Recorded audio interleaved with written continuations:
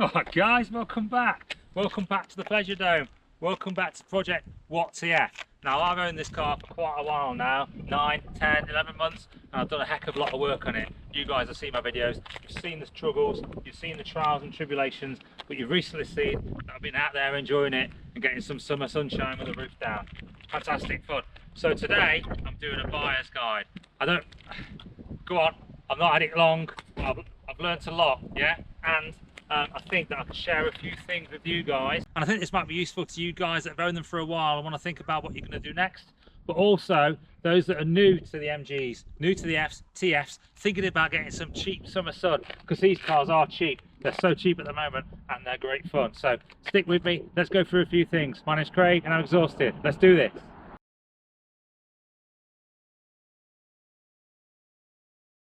Bloody windy, isn't it? So right, I'm not going to go over the history of the car, where it came from. We know we've got the MGB, BGT, the RB8, and then came the F and the TF. So you can read all about them. But what we've got is a mid-engined sports car, and that was the real first foray into the mid-engine sports cars that MG Rover had done. Well, that didn't go very well, did it? Wow, the wind was so bad, so I've had to return home. So we're going to film here. It's a bit quieter and a bit less wind. So let's get into it. Right, so the F was launched in 1995, and it was the third car after the takeover from BMW, and it soon shot to the top of the charts as one of those popular sports cars available in Britain at the time. Okay, that was changed a few years later to the uplift version of the F, and then the TF followed in 2002. And as a change from previous, I mean, previously we had the B, BGT, or the A before that, and then we had the RV8, which is just a variant of the B. Really, they were front engine, longitudinal gearbox drive shaft, rear wheel drive cars. Now for the F, they put the engine in the middle, so to get better weight distribution, better performance in terms of handling, better balance on braking, and to be a bit more of a true all-out sports car. I mean, we had the Boxster at the time that was out there, the MR2.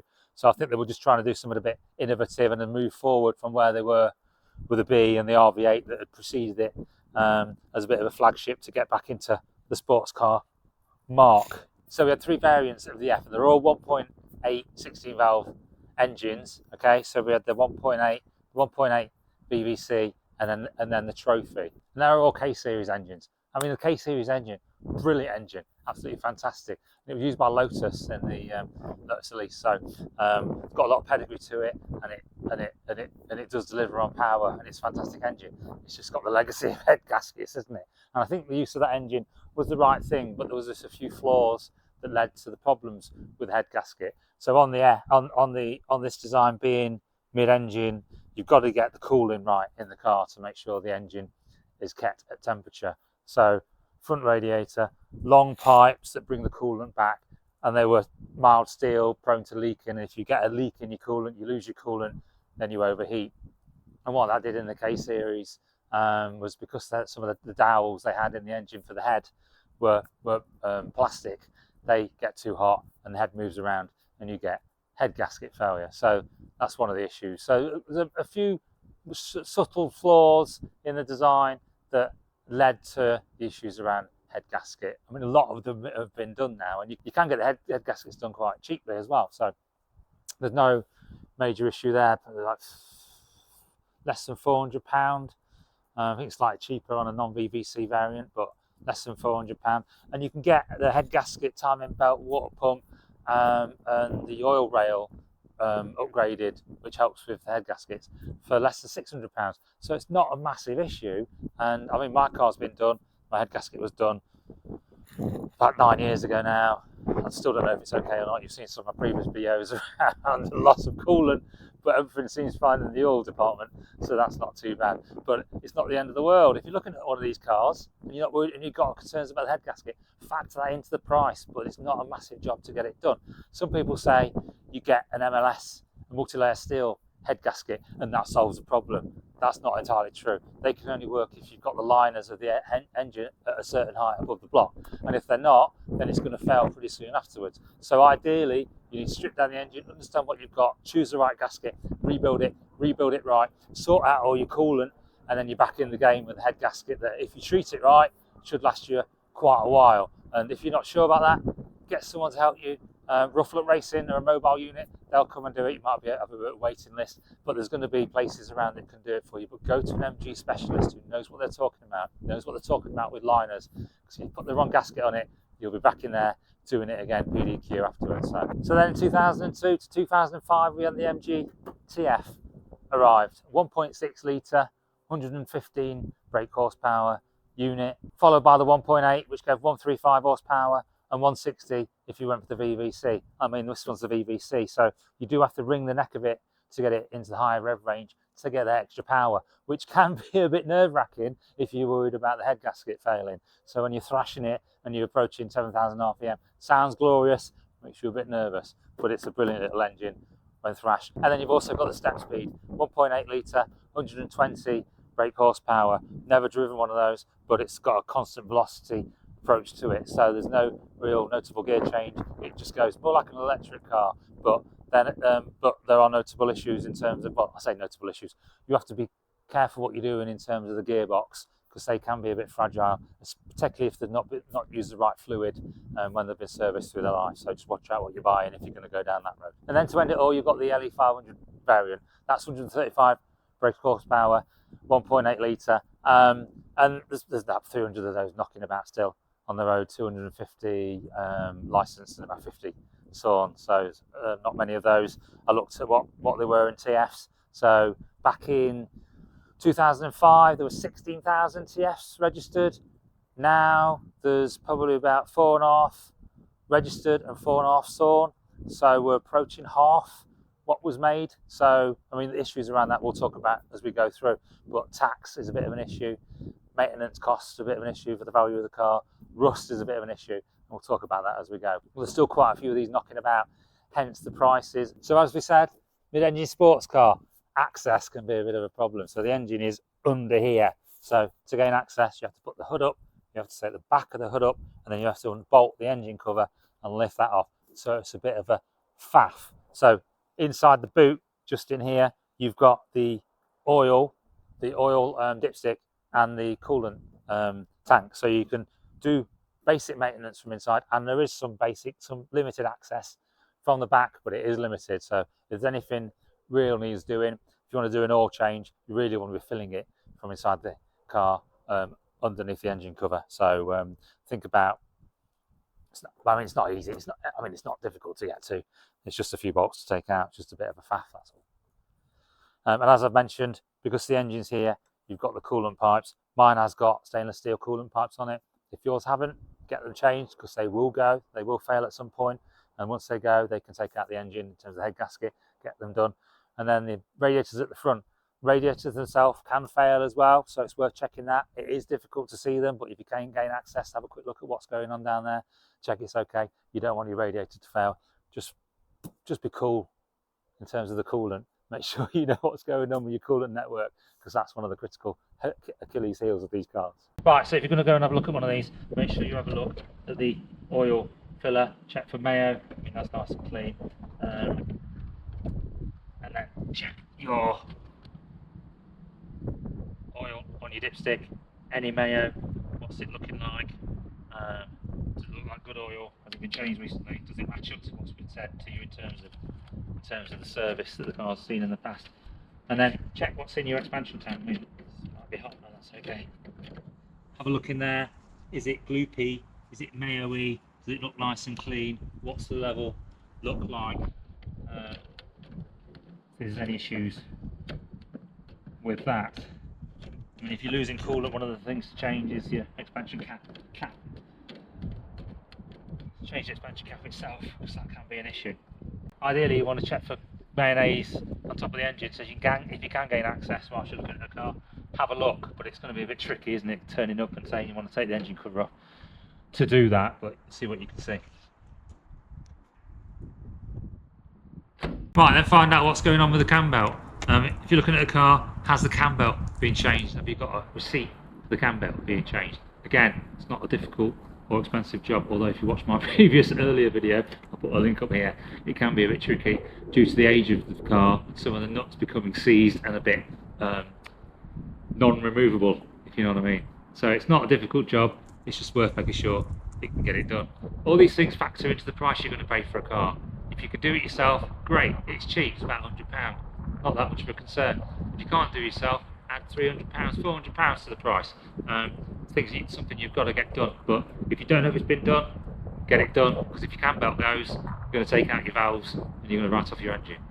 Right, the gearbox. Gearbox is a PG1 Rover gearbox, and they're pretty bomb-proof, and they've been used on a lot of cars throughout since the Montego, so not an issue with that. Give it a good feel though. Linkages can go, you might have to change those, particularly around the back. One of the things that can go is your clutch. So the hydraulics can fail, the hydraulic lines can fail. Mine were failed when I got this car, so I had to replace those. That was a bit tricky. And the clutch release arm can seize as well. That's a common failure on the forums. We see that a lot. So clutch release arm goes to the top of the gearbox. Worth making sure that's nice and greased so you don't get any clutch release arm issues and get stranded with no clutch out of the back. But generally, pretty bomb-proof. Rust. So yeah, 20 years old this car, so you'd expect rust. So I guess it depends where you buy the car from. If you buy from the seaside, rust is going to be worse. Rust is generally worse on the near side of the car, where you pick up a lot of dirt and the mud from the side of the road as you're driving along. And you were seeing in one of my earlier videos, I've had to do some welding on my sill here, because they go on the sill here. I mean, what you'll do is you'll look at pictures and you'll go and see a car and you'll think it looks pretty good, and when you get there, there might be a bit of bubbling on the outside. Now these rot from the inside out. Water drains through down here into them from the wheel spray into the sill, and the water gets trapped as the drain holes get blocked up over the years. So if you see bubbling, it's probably rusting from the inside out. Now, going and pressing and prodding a car that's not yours, it's a bit difficult to do, but if you see some bubbling on here, then approach with caution. Goes to the other side and the front. But again, around the arches, generally they're pretty good in terms of wear and tear on the cars. If you've got like a door that's showing some signs of rot, you can pick up second-hand doors, because a lot of these get broken. I've got a replacement bonnet on my car. I want to get another one because I'm not quite happy with it.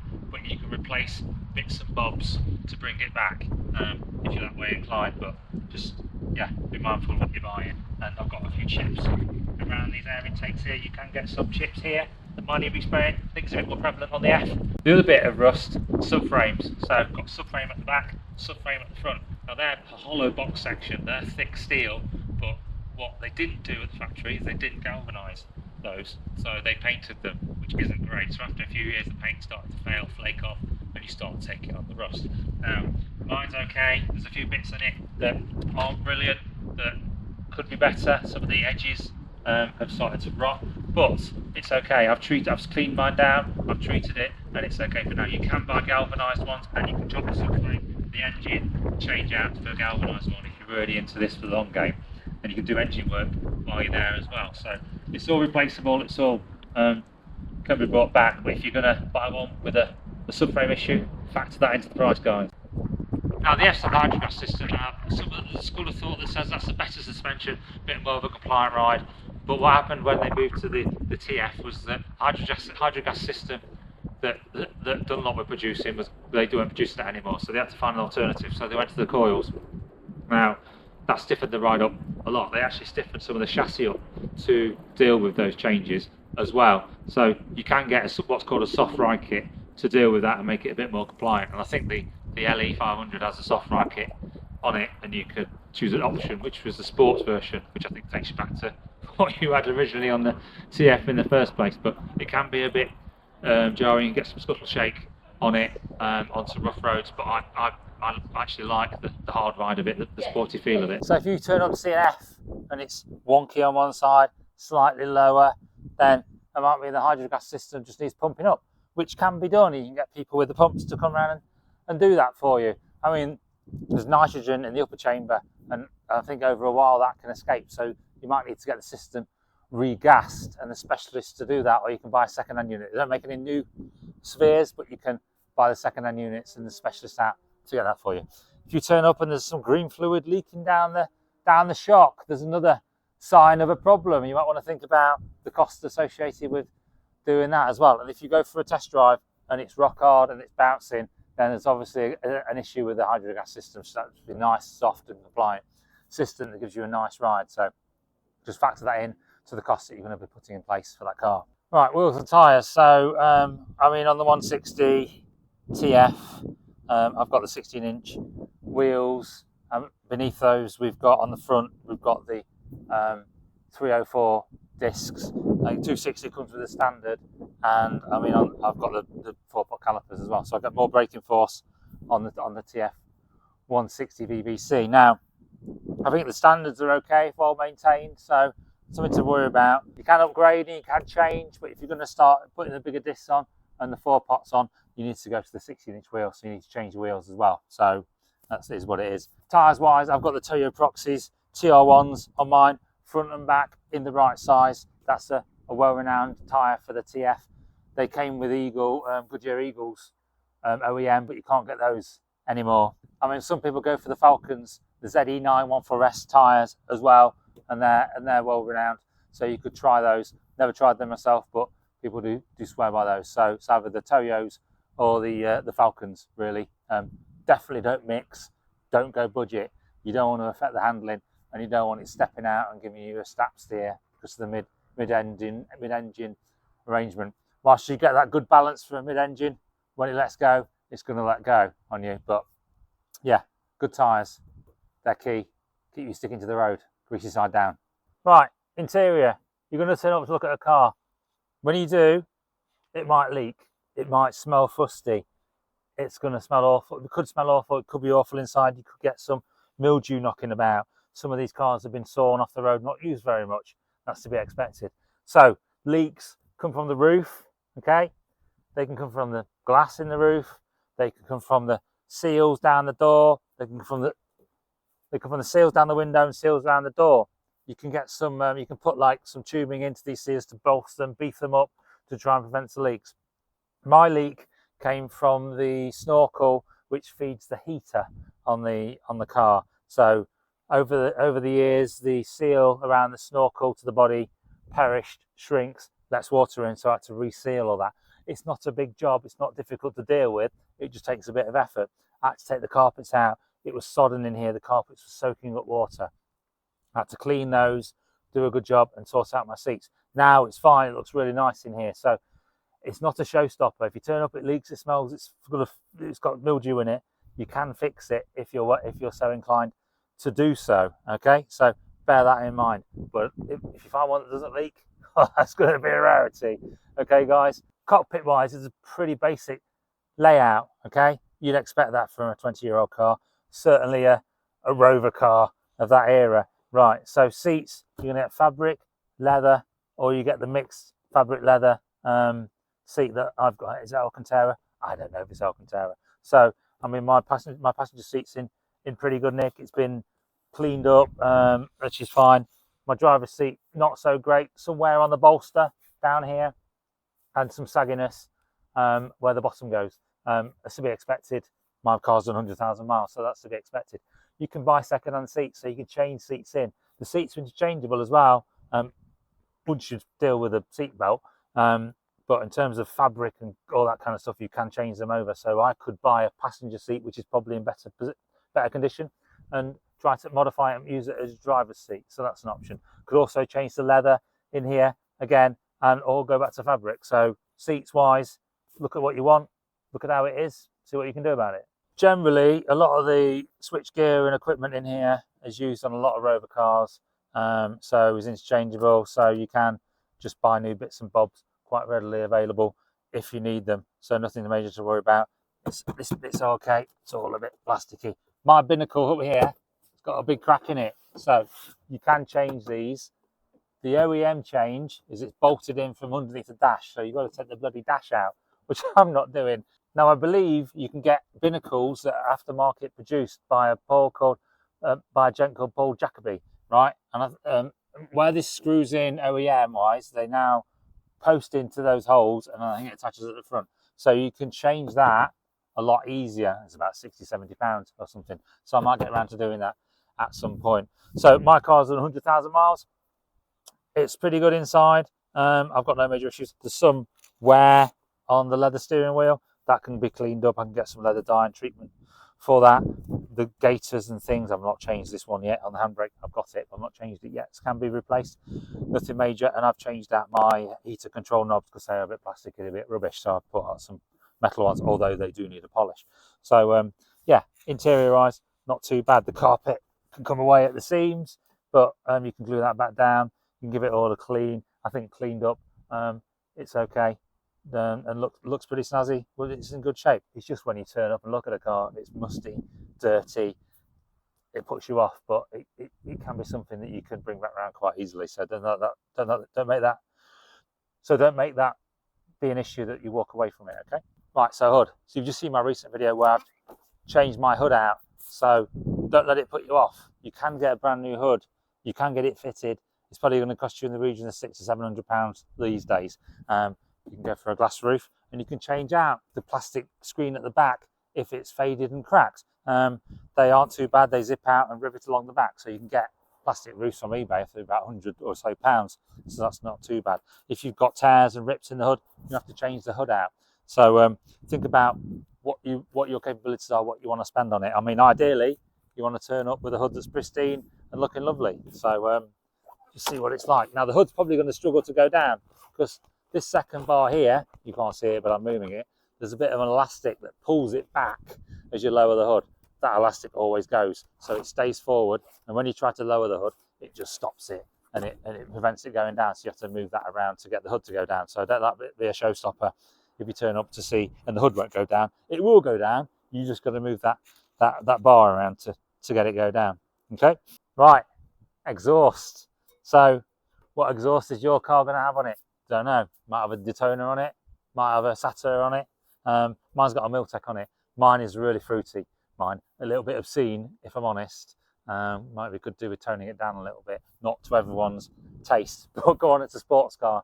It is what it is. So generally, engine being mid-engine, exhaust at the back, runs to the exhaust are quite short. So the exhaust itself doesn't really see that much in terms of corrosion, but over the years they do corrode, and a lot of them will have been changed out now for stainless steel units. So just have a good look at it, check the back box, make sure it's all in good shape. If you need to buy a new exhaust, it's going to cost you a little bit to do that, and you need to figure out which one you're going to get, blah blah blah blah.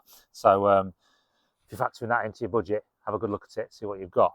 So catalytic converters can be a problem when you come to the MOT. Make sure it's got a cat on it. Cats can be deleted. They can put a straight through on there, and that's going to catch you out when you get to your MOT. So have a look at the cat bolts as well if you need to change the cat out. Can you get it off? So that's all got to be factored into what you're looking at when you go to look at a car. Other stuff, wiper motors. Mine makes it a horrendous racket. It's awful. So it's on its way out. I might have to change that at some point. I think it's quite a tricky job, but it's got to be factored in. My washer jets got blocked. It took me a while to figure out what I was doing there for my MOT. Generally, electrics can be a problem. Windows, they can fail. Window driver units can fail. My passenger side window is not going down at the moment. It does work because I've had it going down, and I think I've got an electrical problem linked to wiring in the fog lights that I put in at the front. So I need to figure that out. So if you've got some electrical issues, you might have to deal with that. Headlights. So car of this age, headlights are probably going to fade, so you're going to need to polish that up to get some clear lenses. Otherwise it's going to look pretty damn awful, but they can be brought back. You'll have seen on my video the damage I did to one of them, and I still brought it back. So it can work, and you can bring it back. The bulbs are still pretty crap on these. Now I've got some LED ones I fitted temporarily, and I had to take those out for the MOT. Now they may go back in when winter comes, they may not, who knows. So on the F, they've got a reflector that can fade over the time, so you might need to change that reflector out, get it resilvered, or just get a second-hand unit to replace those to give you a better projection of the light, because that can cause an MOT failure. Right, but other than that, if you're going to go and see a car, check the MOT status beforehand. Has it got an MOT? If it's not got an MOT, that's going to drive the price down. An MOT in itself doesn't really say that it's in good condition. It should say it's safe, but sometimes MOTs can be a bit dodgy in themselves. But it's worth looking at the MOT. Has it got one? What's the MOT history? If you're checking in the MOT history, things like consumables, brakes, tyres, and all that stuff, everyone has that issue in advisories or failures. That's not a major problem. You're finding loads of things about corrosion, subframe corrosion, mounting point corrosion, and that could be a concern. You might want to be double checking those when you see the car itself. Also check the mileage. Is the mileage consistent for the MOTs? Does it go down? Does it drop? Mine's got a mileage drop on it. The MOT tester got a digit wrong, so it's not suspicious at all, but it's definitely worth looking into. Yeah, right. So all in all, guys, MGF, MGTF, great little car. Which one you prefer? Down to personal taste. I'm into my BGTs, so the foray into the MGTF came about because I've got my YouTube channel and I was looking for a project to put on the channel. But you know what? I actually really like it. It's a great handling car, mid-engine, sounds great, fun, a lot of fun, particularly at this price point. You can't go wrong. Prices are really low at the moment. I'm not entirely sure if I sold this, what I get for it, not very much. But that plays into your hands as a buyer. There's lots out there. Take your time. Go and look at some cars. If there's issues and you're not sure about it, use your head, not your heart. Walk away. Come back to it. I don't think you can get a better car at that price point in terms of the fun. Smiles per mile, smiles per pound. These days, they're dirt cheap, but you've got to watch what you're buying. You've got to take into account those things I've said. Engine, clutch, gearbox, rust, wheels, tyres, subframe, MOT, service history. Have a look at all that. See what you think. Balance all that out against what you want to spend, what you're going to do with the car. It's all about you, what you want to do with it. If you're handy with the spanner and you know what you're doing, and you can do a timing belt, you can change your hood, you can deal with some rust, you can do with some welding, then you can buy a dirt cheap car and you can spend some time working on it if that's what you enjoy. I mean, I enjoy working on cars. I probably enjoy working on cars more than I do driving cars, and I've certainly worked on this longer than I've driven it, so which is good. And I mean, my experience is totally different to yours. I bought mine for YouTube, so the worse the car, the better the channel. So that's a different ball game. Now, if you're gonna get a bottom end of the car, you can spend $1-2 grand and get something that's nice, presentable, needs a bit of work. You can spend something more. You can go and spend £4,000 or £5,000, get something that's low mileage. I mean, low mileage isn't always a recipe for a good car, because it might be sat around for a while. You've got a lot of recommissioning to do. But you can spend a little bit more and get something that's a bit more pristine. You keep in a garage, and you're preserving that car. Maybe not as much enjoying it, driving it, and not caring about it, but just driving it and enjoying it as much as a lower value car. So, horses for courses. Spend what you want to spend. Balance out all the things you've got to pay for as you go through in terms of sorting out that car. This car costs me 700 quid. I've spent over £1 grand bringing it back round, but it's fantastic. I'm loving it at the moment. It's a really good example, in my opinion. Will I get that money back if I try to sell it? No idea. Do I care? Not really. So, if you're going to buy a car to sell, trying to make some profit, I'm sure that's going to be possible. If you're going to buy a car to enjoy, it's definitely something to put some money into for that smile factor. So it's fantastic. Yeah, right. Hope you enjoyed the video. If you have enjoyed it, and you've enjoyed all of my content, or you've enjoyed just this new video, I've got loads of other things you can go and see about how you could fix some of these cars if you bought them. So make sure you hit the like, subscribe, bell icon. The bell icon will tell you when new videos arrive, so make sure you do that. That'll do me a big favour. My channel's growing. It's still growing pretty slowly at the moment, which is fine. A bit of organic growth is fine, and I'm enjoying it. So hope you guys are too. So take care out there. Look after yourself. The summer comes back. It's a bit windy at the moment, but we're in the UK, aren't we? So that's the way it is. Right. My name's Craig, and I'm exhausted. See you guys soon.